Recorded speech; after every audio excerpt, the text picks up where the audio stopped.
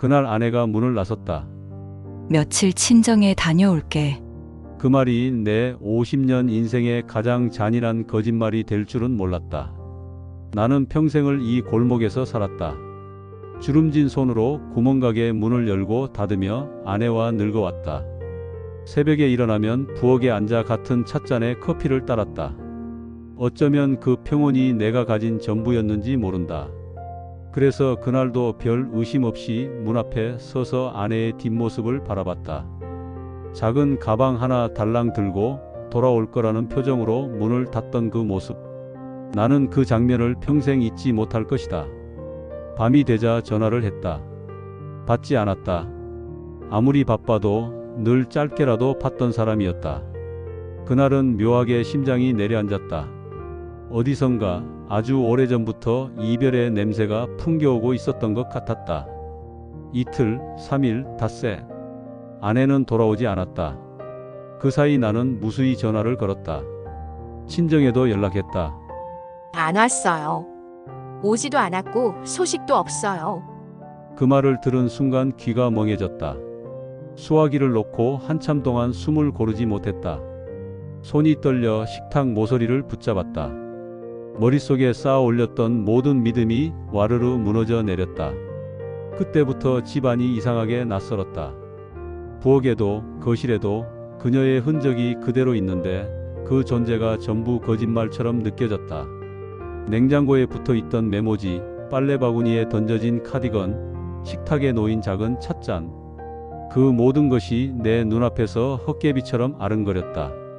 일주일이 지나자 동네 사람들이 수군대기 시작했다. 어르신 댁 사모님은 어디 가셨대요? 나는 아무 대답도 하지 못했다. 대답할 말을 찾지 못했다. 내가 사는 집이 아닌 것 같았다. 내 인생도 아닌 것 같았다. 밤이 되면 작은 스탠드를 켰다. 그 불빛 아래 혼자 앉아 있었다. 아내가 돌아오지 않을 거라는 생각이 점점 현실이 되어갔다.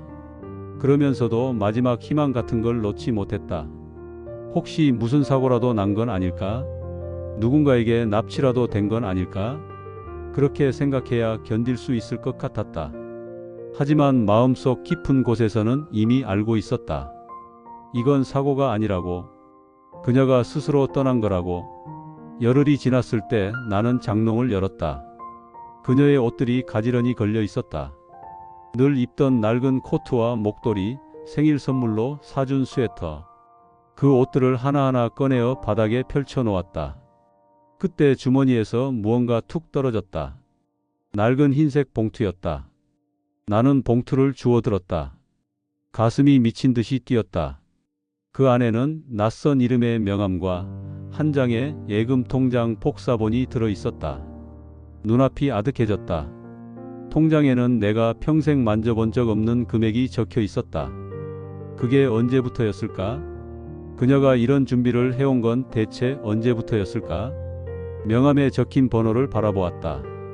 땡땡 부동산 김아무개. 손끝이 서늘해졌다. 나는 그 이름을 본 적도 들은 적도 없었다. 그 순간 무언가 비틀어지고 깨지는 소리가 귀 안쪽에서 들린 것 같았다. 그날 밤 나는 식탁에 앉아 손에 그 명함을 쥔 채 새벽까지 앉아 있었다. 머릿속에 수십 가지 장면이 지나갔다.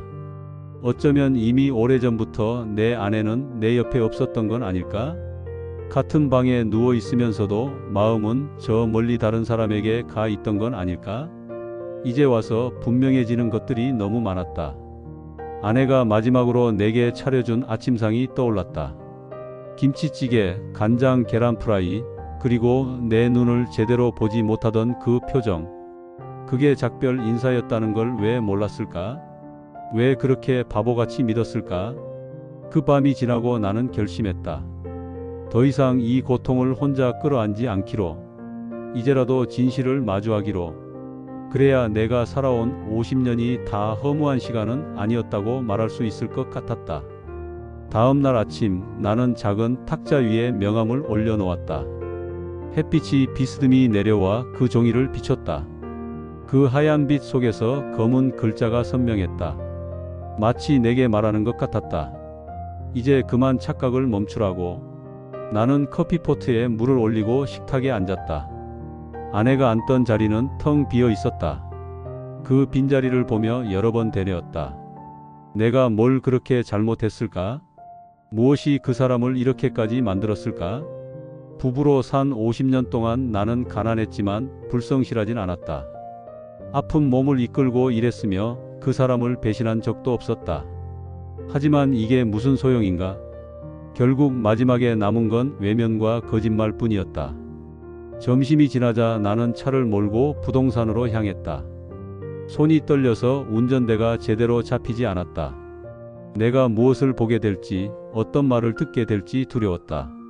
그 두려움보다 더 큰 건 혹시라도 아직 마지막 희망이 남아 있을까 하는 바보 같은 기대였다. 부동산 사무실에 들어섰을 때 낯선 중년 남자가 나를 맞았다. 그의 얼굴에 잠깐 놀란 기색이 스쳤다. 아마 내가 누구인지 짐작한 듯했다. 나는 숨을 고르고 낮은 목소리로 말했다. 제 아내가 여기에 왔습니까? 그는 잠시 침묵했다. 그리고 조용히 고개를 끄덕였다. 몇 번 오셨습니다. 집을 알아보신다고 오래 생각하셨던 것 같습니다. 그 말에 심장이 쿵 하고 내려앉았다. 오래 생각해 왔다. 그녀는 언젠가부터 이별을 준비하고 있었던 것이다. 나는 방금 전까지도 내 마음 한구석에 남아있던 희망이 산산조각나는 소리를 들었다. 나는 그 자리에 서서 한참 동안 아무 말도 하지 못했다. 머릿속에서 뭔가가 뚝 끊어졌다. 50년 동안 함께 쌓은 모든 것들이 한순간에 허물어졌다.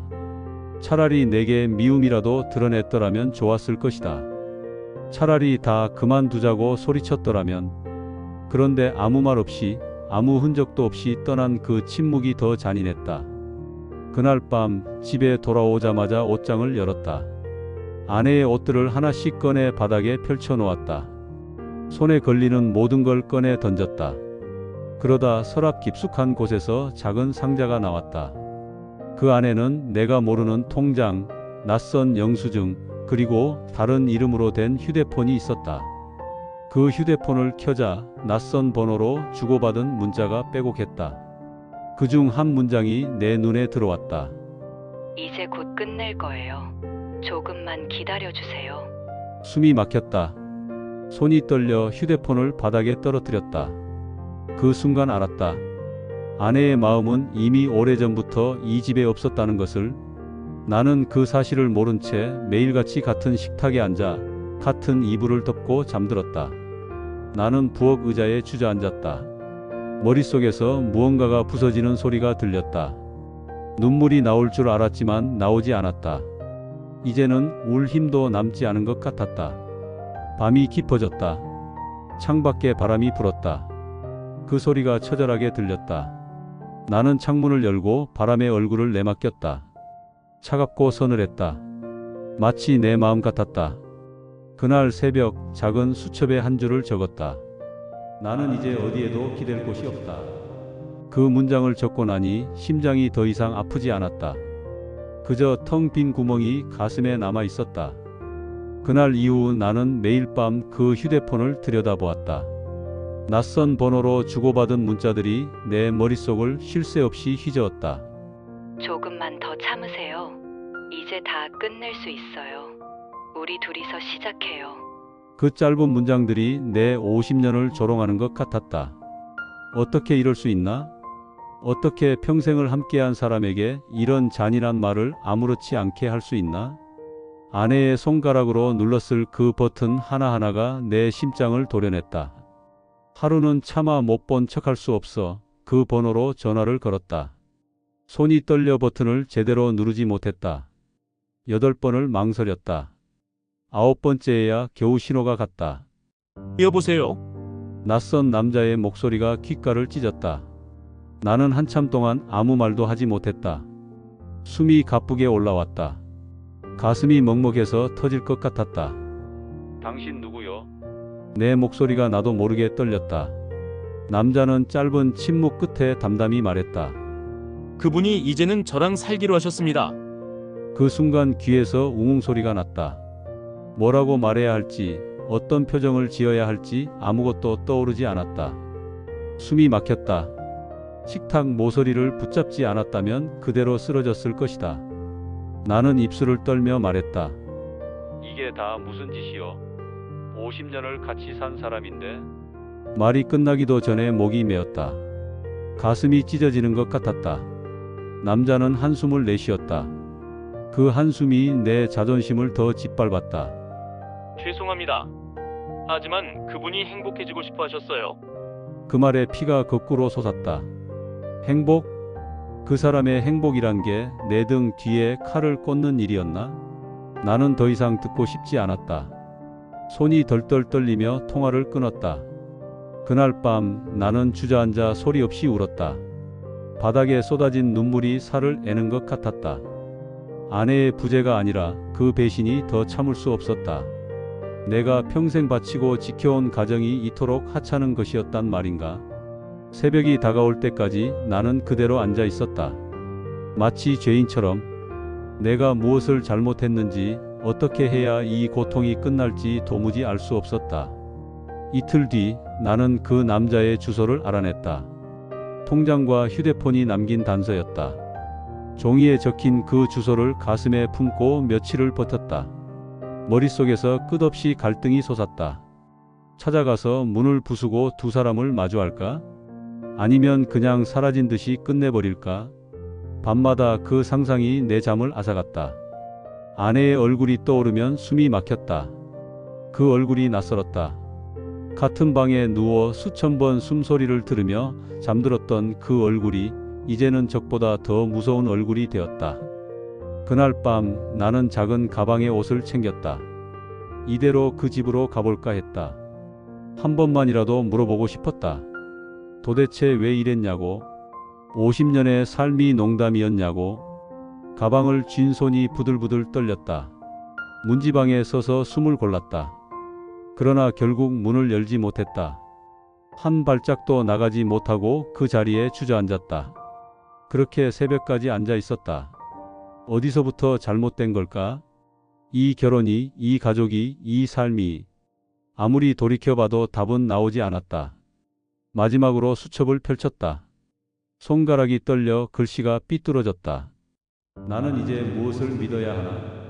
그 문장을 쓰고 나는 처음으로 스스로가 불쌍하다고 생각했다. 아침이 밝았다. 밤새 숨죽여 울었다. 눈이 부어 제대로 떠지지 않았다. 그런데도 머릿속은 끊임없이 같은 문장을 되뇌었다. 그들은 지금 같은 침대에 누워있겠지. 그 생각이 나를 미치게 했다. 평생 함께한 아내의 피부, 냄새, 웃음이 이제 다른 남자의 것이 되었다는 사실. 그것이 내가 견뎌야 할 현실이었다. 어제까지는 그저 상상이었다. 이제는 차가운 사실이었다. 그날도 아무것도 먹지 못했다. 식탁 위에 놓인 냉커피가 하루 종일 그대로 식어 있었다. 문득 머릿속이 새하얘졌다. 이대로 끝내면 어떨까?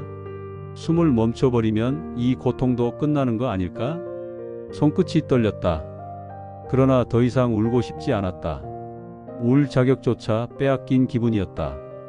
밤이 오자 나는 다시 차에 올랐다. 이대로 주소지로 달려가서 문을 부수고 두 사람을 마주할까? 그게 마지막 자존심일까? 아니면 더 비참한 꼴을 보게 될까? 머릿속에서 수백 번도 더 그 장면이 그려졌다. 차창 너머로 스쳐가는 가로등 불빛이 비릿하게 빛났다. 그 순간 내가 얼마나 초라한 인간이 되었는지 절실히 깨달았다. 평생을 바치고도 이토록 쉽게 버려지는 존재라는 걸. 그게 나였다. 새벽 2시가 넘어서야 낯선 아파트 앞에 도착했다. 그 불 꺼진 창문을 올려다보았다. 내가 사랑했던 사람이 지금 그 안에 있을 거라 생각하니 숨이 막혔다. 문득 내 가슴에 칼을 꽂아버리고 싶은 충동이 스쳤다. 그래야 이 더러운 고통이 끝날 것 같았다. 하지만 결국 문을 두드리지 못했다. 주저앉은 채 한참을 울었다. 주먹으로 차창을 두드리며 울부짖었다. 왜 나한테 이러냐고. 목소리가 쉰 울음이 되어 허공에 흩어졌다. 아무도 대답하지 않았다. 그 순간 알았다. 이제 나는 누구도 구할 수 없고 누구에게도 구원받을 수 없다는 것을. 새벽이 다 되어서야 겨우 차에 올라 시동을 걸었다. 손이 떨려서 기어를 넣지 못했다. 겨우 집으로 돌아오는 내내 내가 살아야 할 이유를 하나도 찾지 못했다. 이제 그 사람도 사랑도 믿음도 다 없었다. 남은 것은 상처뿐이었다. 그날 밤 식탁에 앉아 오래도록 손에 명함을 쥐었다. 그 종이가 살을 파고드는 것 같았다. 마지막으로 수첩에 한 문장을 썼다. 이제 복수라도 해야 할까? 그 문장을 쓰고도 오래도록 펜을 내려놓지 못했다. 그 순간 내가 더 이상 예전의 내가 아니라는 것을 깨달았다. 그날 이후로 나는 잠들지 못했다. 밤이 오면 숨이 막혔다. 눈을 감으면 아내의 얼굴이 떠올랐다. 그 얼굴이 낯선 남자의 손끝에 스치는 장면이 머릿속에서 끝없이 반복됐다. 그때마다 식은땀이 흘렀다. 주먹이 떨렸다. 온몸이 미쳐버릴 것 같았다. 하루는 거울을 보았다. 내 눈이 달라져 있었다. 평생 그렇게까지 깊은 증오를 품어본 적이 없었다. 그런데 그 순간 나는 깨달았다. 이제 이 고통을 혼자 삼키고 끝낼 수 없다는 것을. 아무도 나를 위해 울어주지 않을 거라면 적어도 내가 나 자신을 위해 싸워야 했다. 밤이 되자 나는 다시 그 주소를 손에 쥐었다. 오늘은 끝까지 간다. 그 말을 혼잣말처럼 내뱉었다. 숨을 크게 들이마셨다. 마치 마지막 숨이라도 되는 것처럼 주먹이 하얗게 질리도록 쥐었다. 그리고 문득 이런 생각이 들었다. 지금이라도 그 문을 부수고 두 사람을 내 눈으로 봐야 한다. 그래야 끝이 난다. 나는 차를 몰았다. 거리에 가로등이 비틀어져 보였다. 심장이 광기에 질린 짐승처럼 뛰었다. 아파트에 도착했을 때 나는 이미 제정신이 아니었다. 계단을 한 칸씩 오를 때마다 복수가 내 가슴을 꽉 조여왔다. 문 앞에 섰다. 이 문 너머에 내가 버림받은 이유가 있었다. 그 순간 내가 평생 쌓아 올린 모든 자존심과 인내가 산산이 부서졌다. 숨을 고르고 문고리에 손을 올렸다. 문득 내가 지금 무슨 꼴인가 싶었다. 그러나 멈출 수 없었다. 이 문만 열면 내 고통이 어디서 시작됐는지 분명히 알 수 있었다. 손이 떨렸다.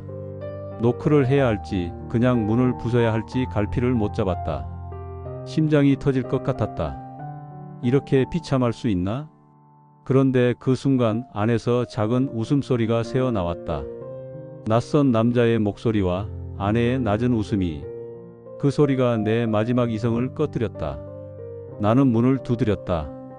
처음엔 가볍게, 두 번째엔 세게, 세 번째엔 주먹이 아플 만큼 내리쳤다. 문 열어. 나야. 숨이 거칠게 터져 나왔다. 아무 대답도 없었다. 그러자 더 미쳐버릴 것 같았다. 그렇게 모질게 내 인생을 부수면서 이 마지막 순간조차 침묵하겠다는 건가? 내 존재를 아예 지워버리겠다는 건가? 나는 문에 이마를 대고 한참을 떨었다. 입술이 하얗게 말랐다. 눈물이 다시 차올랐다. 분노인지 절망인지 모를 울음이 가슴에서 올라왔다. 그 순간 안에서 인기척이 스쳤다. 아내였다. 발소리만 들어도 알았다. 나는 낮은 목소리로 중얼거렸다. 이 문 하나로 너와 나의 50년이 갈린다. 그 문장이 내 귀에 스스로의 저주처럼 들렸다. 마지막 자존심을 버리고 문을 부수고 두 사람의 얼굴을 보고 싶었다. 그러나 문득 무서웠다. 그 얼굴을 마주하고 나면 내가 영영 부서질까봐. 아니, 이미 부서진 걸 인정하게 될까봐. 나는 문 앞에 주저앉았다. 숨이 거칠게 쏟아졌다. 눈물이 마르지도 않았다. 머릿속에 온갖 말이 스쳤다. 왜 나한테 이랬어? 내가 그렇게 하찮았어? 나 혼자만 진심이었나? 그 질문들이 목구멍에 가시처럼 걸렸다. 이제 이 문을 두드려도 대답은 없을 것이다. 이미 내 자리는 저 문 너머에 없었다. 새벽 공기가 싸늘했다. 나는 떨리는 손으로 수첩을 꺼내 마지막 문장을 적었다. 이제 복수도 용서도 의미 없다. 남은 건 나뿐이다. 그리고 문득 깨달았다. 내가 이 문을 떠나지 못하는 건 미련 때문이 아니라 그 허물을 받아들일 용기가 없어서라는 걸. 새벽이 깊어지자 문 앞에 앉은 내 몸이 굳어갔다. 손끝이 얼어붙은 것 같았다. 주머니 속에서 진동이 울렸다. 휴대폰 화면에 낯선 번호가 깜빡였다. 잠시 숨이 멎었다. 나는 떨리는 손으로 전화를 받았다. 그리고 그 순간 낯선 남자의 낮고 차분한 목소리가 흘러나왔다. 그만 돌아가십시오. 이건 두 분 모두에게 좋지 않습니다. 심장이 쿵 하고 내려앉았다. 그 목소리에는 어떤 감정도 묻어있지 않았다. 마치 내가 이 집 앞에 서 있는 게 하찮은 일처럼. 나는 입술을 깨물었다. 차가운 서러움이 목구멍에 차올랐다. 내가 50년을 함께 살았다. 내 목소리가 부서진 유리조각처럼 갈라졌다. 그 사람 웃음소리 내가 다 기억해. 한참 동안 침묵이 흘렀다. 그리고 이번엔 아내의 목소리가 작게 들렸다. 미안해. 하지만 나 이제 못 돌아가. 그 말이 내 모든 기대를 산산조각냈다. 나는 더 이상 아무 말도 하지 못했다. 수화기 너머로 기계음이 울렸다. 연결이 끊겼다. 그 순간 깨달았다. 이제 진짜 끝이라는 걸. 나는 허공을 바라봤다. 아무도 없는 복도에 노란 전등만 깜빡거렸다. 발소리도 숨소리도 사라졌다. 마치 세상에서 내가 투명 인간이 된 것 같았다. 아무 생각도 나지 않았다. 주저앉아 손으로 얼굴을 가렸다. 그때 문득 머릿속에 아주 이상한 상상이 스쳤다. 차라리 이 문을 부수면 어떨까? 그들이 나를 기억하게 하도록. 그 상상이 너무 생생해 나조차 소름이 돋았다. 그러나 손을 들지 못했다. 50년을 함께 산 사람의 마지막 얼굴이 아직 내 안에 남아 있었다. 그 얼굴을 부숴버리는 것만은 할 수 없었다. 새벽 3시를 넘기자 몸이 떨려 더 앉아 있을 수 없었다. 나는 조용히 일어섰다. 문에 손을 대고 마지막으로 낮게 중얼거렸다. 평생 내 사람이었던 척은 하지 말아줘. 그 말을 남기고 돌아섰다. 계단을 내려오는 발소리가 유난히 크고 쓸쓸했다. 아파트 현관문을 나서자 서늘한 바람이 얼굴을 때렸다. 그 바람이 이상하게도 깨끗했다. 마치 긴 수술이 끝나고 마지막 마취가 풀리는 것 같았다. 차에 타고 시동을 걸었다. 손이 떨려 키를 몇 번이나 떨어뜨렸다. 그 모습을 보면서도 웃음이 났다. 웃음인지 울음인지 알 수 없는 이상한 소리가 터져 나왔다. 집으로 돌아오는 내내 머릿속이 텅 비어 있었다. 그런데도 이상하게 생각이 한 가지 떠올랐다. 이게 정말 끝일까? 그 질문이 자꾸만 맴돌았다. 아무 대답도 없는데도 끝이라는 확신이 들지 않았다. 어쩌면 언젠가 다시 그 문 앞에 서게 될지도 모른다. 그게 더 비참하다는 걸 알면서도 집에 도착하자 문을 열고 그대로 거실에 주저앉았다. 숨을 고르고 작은 수첩을 꺼냈다. 마지막 페이지에 떨리는 글씨로 적었다. 나는 이제 아무도 원망하지 않는다. 하지만 아무도 잊지 않는다. 그 문장을 덮고 나니 이상하게도 허무함보다 이상한 평화가 찾아왔다. 그리고 마음 한구석에서 작은 목소리가 속삭였다. 아직 다 끝난 게 아닐지도 몰라. 그 목소리를 지우지 못한 채 나는 오래도록 불 꺼진 방에 앉아 있었다. 마치 누군가 다시 문을 두드릴 것처럼. 재미있게 들으셨으면 좋아요, 구독 부탁드려요.